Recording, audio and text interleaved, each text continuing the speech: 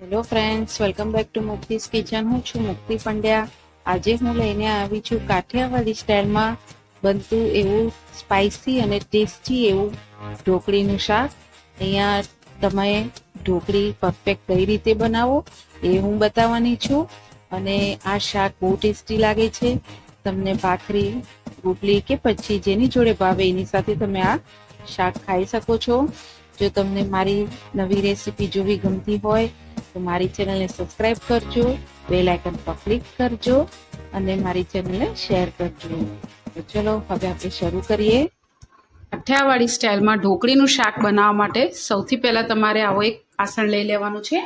એમાં આપણે 1 કપ જેવું ચણાનો લોટ એડ કરીશું. પછી આની અંદર અડધી ચમચી ધાણા જીરું પાવડર એડ કરીશું, અડધી ચમચી લાલ મરચું પાવડર, અડધી ચમચી હળદર પાવડર. હવે આની અંદર થોડુંક પાણી એડ કરીશું અને આને ગઠ્ઠા ના પડે એવી રીતે સરસ આને મિક્સ કરી લેવાનું છે. એક જાડું બેટર રેડી કરવાનું છે. તમારે અહીંયા પાણી એકસાથે તમારે એડ નહીં કરવાનું, થોડું થોડું કરીને એડ કરવાનું. આ રીતે તમારે સરસ મિક્સ કરી લેવાનું. આવું જાડું જ રાખવાનું, બહુ પતલું તમારે અહીંયા બેટર બનાવવાનું નથી. આમાં લોટ સરસ મિક્સ થઈ જાય એવી રીતે તમારે આને મિક્સ કરી લેવાનું છે. આ રીતે મિક્સ થઈ જાય તમારું અહીંયા બેટર ઢોકળી માટે એકદમ સરસ બની ગયું છે. હવે આપણે ઢોકળી બનાવી લઈએ. તો એની માટે તમારે ગેસ ચાલુ કરીને કઢાઈ મૂકી દેવાની છે. મેં અહીંયા નોનસ્ટિક કઢાઈ લીધી છે. તમારી પાસે જો ના હોય તો તમે કોઈ બી જાડા તળિયાવાળી કઢાઈ તમારે લેવાની છે, જેથી ઢોકળી બનાવશો તો નીચે ચીપકી ન જાય, એટલે તમારે જાડા તળિયાવાળી લેવાની. હવે આપણે આની અંદર 2 ચમચી જેવું આપણે તેલ એડ કરવાનું છે. તેલને આપણે અહીંયા ગરમ થવા દેવાનું છે. તેલ અહીંયા આપણું સરસ ગરમ થઈ ગયું છે. હવે આની અંદર આપણે અડધી ચમચી અજમો અને અડધી ચમચી હળદર પાવડર એડ કરવાનું છે. હળદર અહીંયા તમારી એડ થઈ જાય પછી આની અંદર આપણે પાણી એડ કરવાનું છે. જે કપથી તમે બેસન માપ્યું હોય એ જ કપથી તમારે 1.5 ગણું પાણી લેવાનું છે. એટલે પહેલા આપણે 1 કપ જેટલું પાણી એડ કરીશું અને પછી આપણે બીજું અડધો કપ પાણી એડ કરવાનું છે. આને સરસ આપણે મિક્સ કરી લઈશું પાણીમાં. પાણીના બદલે તમે છાશ બી લઈ શકો છો, પણ તમારે માપ ખાસ ધ્યાન રાખવાનું. જો તમારે પરફેક્ટ ઢોકળી બનાવવી હોય, જે કપથી તમે ચણાનો માપ લીધો હોય એ જ કપથી તમારે પાણી 1.5 કપ જેવું અહીંયા લેવાનું રહેશે. હવે આની અંદર આપણે અડધી ચમચી જેવું લાલ મરચું પાવડર એડ કરવાનું છે અને અડધી ચમચી જેવું આપણે ધાણા જીરું પાવડર એડ કરીશું. હવે આની અંદર આપણે ઢોકળી પૂરતું જ મીઠું એડ કરવાનું છે. પાણીને સરસ ઉકાળવા દઈશું. પાણી અહીંયા ઉકળવા આવે એટલે તમારે આની અંદર જે આપણે આ ચણાનો લોટ પલાળી રાખ્યો હતો એને એક વખત હલાવી લેશું આવી રીતે, અને ધીરે ધીરે આને નાખતું જવાનું અને હલાવતું જવાનું. ગઠ્ઠા ના પડે એ રીતે તમારે આને હલાવતું રહેવાનું છે. સતત આપણે આવી રીતે સ્લો ગેસ પર જ આને હલાવતું રહેવાનું છે. આપણું અહીંયા સરસ આ ધીરે ધીરે ઘટ્ટ થવા આવે છે. જેમ જેમ આ ચણાનો લોટ કૂક થતો જશે એમાં આ રીતે સરસ ભેગું થતું જશે. આવી રીતે તમે જોઈ શકો છો. નીચે ચીપકી ન જાય એ તમારે ખાસ ધ્યાન રાખવાનું. જો નીચે ચીપકી જશે તો તમને ઢોકળી ખાવાની જરા બી મજા નહીં આવે. જોઈ શકો છો આ સરસ ભેગું કરીએ છીએ તો બધું ભેગું થઈ જાય છે. આ રીતનું થઈ જાય એટલે તમારે ગેસની ફ્લેમ બંધ કરી દેવાની અને આને તરત જ તમારે, મેં અહીંયા પહેલાંથી તેલથી ગ્રીસ કરીને રાખી છે થાળી. હવે આપણે જે આ બેસનનું બેટર બનાવીને રેડી કર્યું છે ઢોકળી માટેનું એ આપણે આની અંદર એડ કરી દઈશું.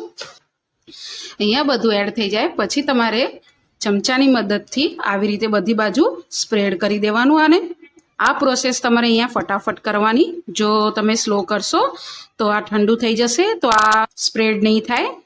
અહીંયા આ રીતે સરસ સ્પ્રેડ થઈ જાય પછી આને આપણે એકદમ જ રૂમ ટેમ્પરેચર ઉપર આને ઠંડુ થવા દેવાનું છે. આ ઠંડુ થાય છે ત્યાં સુધી આપણે શાક બનાવવા માટે મસાલો રેડી કરી લઈએ. મસાલો રેડી કરવા માટે તમારે આવો આપણો ખૈણી દસ્તો હોય છે એ તમારે લઈ લેવાનું છે.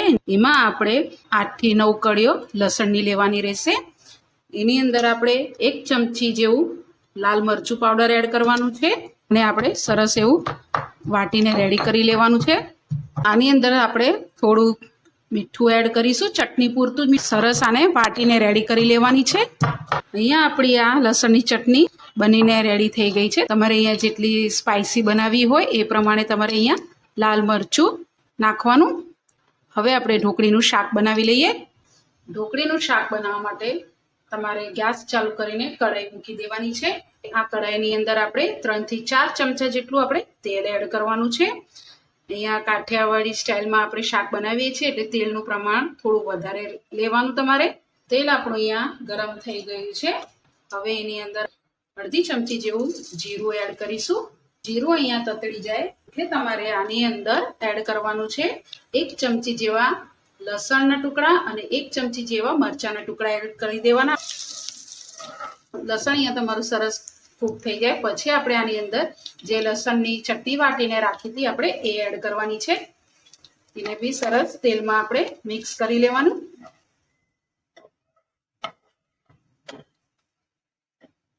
અહીંયા લસણની ચટણી ત્યાં કૂક થઈ ગઈ છે. 1 મિનિટ જેવું લાગે છે આ ચટણીને અહીંયા શેકાતા. અહીંયા લસણની ચટણી સરસ શેકાઈ જાય પછી એડ કરીશું આપણે 1 વાટકી જેવા ઝીણા સમારેલા કાંદા એડ કરવાના છે. કાંદા અહીંયા ગુલાબી રંગના થાય એટલું જ આપણે અહીંયા કૂક કરીશું. તમે અહીંયા જો કાંદા લસણ ના ખાતા હોય તો તમે સ્કીપ કરી શકો છો. કાંદા અહીંયા આપણા ગુલાબી રંગના થઈ ગયા છે. હવે આની અંદર અડધી વાટકી જેવા આપણે ટમેટા એડ કરીશું ઝીણા સમારેલા. ટમેટા અહીંયા જલ્દી કૂક થઈ જાય એની માટે મીઠું એડ કરીશું. મિક્સ કરી લેવાનું. હવે આની અંદર મસાલા કરીશું આપણે અડધી ચમચી જેવું હળદર પાવડર, 2 ચમચી જેવું ધાણા જીરું પાવડર, 2 ચમચી જેવું આપણે લાલ મરચું પાવડર એડ કરીશું. અહીંયા આ લાલ મરચું પાવડર મેં કાશ્મીરી યુઝ કર્યું છે એટલે તીખાશમાં ઓછું છે. જો તમને તીખું ભાવે તો તમે તીખું બી એડ કરી શકો છો. હવે આ બધું વસ્તુને સરસ મિક્સ કરી લઈશું.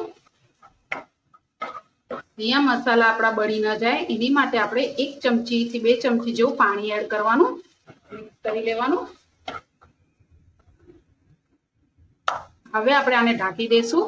2 મિનિટ જેવું આને આપણે સ્લો ગેસ પર કૂક થવા દેશું જેથી કાંદા અને ટમેટા બંને સોફ્ટ થઈ જાય. 2 મિનિટ જેવું થઈ ગયું છે. ખોલીને જોઈ લઈએ. તમે જોઈ શકો છો કે આપણા મસાલામાંથી સરસ એવું તેલ છૂટું પડી ગયું છે. હવે આને મિક્સ કરી લઈશું. હવે આની અંદર જરૂર પ્રમાણે પાણી એડ કરવાનું છે. તમારે અહીંયા ગ્રેવી કેટલી રાખવી છે એ પ્રમાણે તમારે અહીંયા પાણી એડ કરવાનું. હું અહીંયા 1 ગ્લાસ જેવું પાણી એડ કરું છું જેટલી તમારી ઢોકળીની ક્વોન્ટિટી હોય અને ઘરના જેટલા તમારા ઘરમાં મેમ્બર હોય એ પ્રમાણે તમારે અહીંયા ગ્રેવી બનાવવાની. આ સ્ટેજ ઉપર તમારે મીઠું ચાખી લેવાનું. જો તમને ઓછું વધતું લાગે મીઠું તો તમે એડ કરી શકો છો. હવે આની અંદર આપણે દહીં એડ કરવાનું છે. હું અહીંયા 2 ચમચા જેવું દહીં એડ કરું છું. અહીંયા તમારે દહીં ફ્રેશ અને મોડું હોય એવું જ લેવાનું છે. હવે આને સરસ એવું આપણે મિક્સ કરી લેવાનું છે દહીંને. તમારે અહીંયા જો છાશનો ઉપયોગ કરવો હોય તો તમે છાશનો ઉપયોગ કરી શકો છો, પણ મેં અહીંયા દહીં અને પાણીનો ઉપયોગ કર્યો છે. તમે જો છાશનો ઉપયોગ કરો તો તમારે પાણીનો ઉપયોગ ઓછો રાખવાનો. દહીં અહીંયા તમારું સરસ મિક્સ થઈ જાય પછી હવે ઢાંકી દઈશું આને અને 5 થી 7 મિનિટ માટે આને સ્લો ગેસ ઉપર આપણે આને બોઇલ થવા દઈશું. અહીંયા બોઇલ થાય છે ત્યાં સુધી આપણે ઢોકળી જોઈ લઈએ કે ઠંડી થઈ છે કે નહીં. તમે જોઈ શકો છો આપણી ઢોકળી સરસ એવી ઠંડી થઈ ગઈ છે. હવે આને આપણે કટ કરી લેવાની રહેશે. અહીંયા તમારે ઢોકળી મીડિયમ સાઇઝની કટ કરવાની. જો તમને મોટી ભાવે તો તમે મોટી બી કટ કરી શકો છો.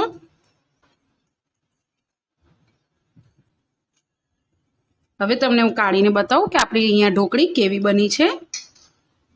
તમે જોઈ શકો છો આપણી અહીંયા આ ઢોકળી એકદમ જ સરસ એવી બનીને રેડી થઈ છે. ચણાનો લોટ એકદમ જ સરસ એવો કૂક થઈ ગયો છે. તમે જોઈ શકો છો આ રીતનું આ બનીને રેડી થવી જોઈએ તમારી અહીંયા ઢોકળી. અંદરથી બી સરસ એવી કૂક થઈ ગયું છે. હવે આ ઢોકળીના બધા ટુકડા આપણે અલગ કરી દેવાના. અહીંયા આપણા બધા જ ઢોકળીના ટુકડા અલગ થઈ ગયા છે. હવે આ ઢોકળીમાંથી થોડાક પીસીસના હું ટુકડા કરી દઈશ આવી રીતે. 4 થી 5 ઢોકળીના તમારે આવી રીતે ટુકડા કરી લેવાના અને અમુક આવા આખા ટુકડા રાખવાના તમારે. હવે આપણે ગ્રેવીને જોઈ લઈએ. 5 મિનિટ જેવું થઈ ગયું છે, ખોલીને જોઈ લઈએ. તમે જોઈ શકો છો આપણી સરસ ગ્રેવીમાંથી તેલ છૂટું પડી ગયું છે. આ રીતનું થઈ જાય પછી તમારે હલાવી લેશું. હવે આની અંદર આપણે અડધી ચમચી જેવું ગરમ મસાલો પાવડર એડ કરવાનો. હલાવી લેશું. મિક્સ થઈ જાય પછી આની અંદર જે આપણે આ ઢોકળીના ટુકડા કરેલા એમાંથી જે આપણે અમુક ઢોકળીનો ભૂકો કરીને રેડી રાખ્યો હતો એ એડ કરી દેવાનું છે બધું. આવી રીતે તમે જો થોડીક ઢોકળીનો ભૂકો કરીને એડ કરશો તો તમારી ગ્રેવી થોડીક જાડી થઈ જશે.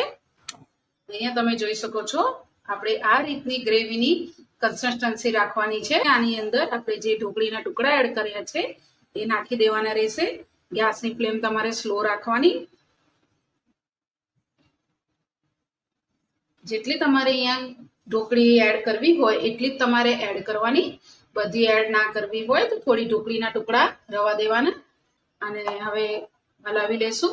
ઢોકળી અહીંયા એડ થઈ જાય પછી આપણે ઢાંકી દેવાનું છે અને 2 મિનિટ માટે આને મીડિયમ ગેસ ઉપર આપણે આને કૂક થવા દેવાનું છે, જેથી ઢોકળીની અંદર સરસ ગ્રેવીનો ટેસ્ટ આવી જાય. 2 મિનિટ જેવું થઈ ગયું છે, ખોલીને જોઈ લઈએ. અહીંયા આપણું આ સરસ ઢોકળી કૂક થઈ ગઈ છે, તમે જોઈ શકો છો. હવે ગેસની ફ્લેમ તમારે બંધ કરી દેવાની અને એના ઉપર આપણે ઝીણા સમારેલા કોથમીર એડ કરી દઈશું. થોડી મિક્સ કરી લેવાનું. અહીંયા આપણું કાઠિયાવાડી સ્ટાઇલમાં ઢોકળીનું શાક બનીને રેડી છે, તો આને આપણે સર્વ કરી લઈએ. અહીંયા આપણું આ ઢોકળીનું શાક રેડી છે. આ શાક એકવારથી બનાવીને જરૂરથી ટ્રાય કરજો. બહુ ટેસ્ટી બને છે અને જો તમને આમાં ગળ પણ પસંદ હોય તો તમે નાખી શકો છો. ત્યાં જો તમારું ઢોકળી બનાવવાનું માપ પરફેક્ટ હશે તો તમારી ઢોકળી આવી સરસ એવી બનીને રેડી થશે. આ શાક તમે ગરમ ગરમ રોટલી, પરોઠા કે પછી રોટલા જોડે બી બહુ સરસ લાગે છે. તમે આ શાકને તમે ઠંડુ બી ખાઈ શકો છો અને જો તમને ઢોકળી તમારે જો પહેલાં જ બનાવીને રાખવી હોય તો તમે પહેલાંથી બી બનાવીને રેડી કરી શકો છો. આ રીતે એકવારથી જરૂરથી ટ્રાય કરજો. જો તમને મારી રેસીપી ગમે તો મારી ચેનલને સબસ્ક્રાઈબ કરજો, બેલ આઇકન પર ક્લિક કરજો, લાઈક કરજો અને કોમેન્ટ્સ બોક્સમાં મને જણાવજો. Thank you.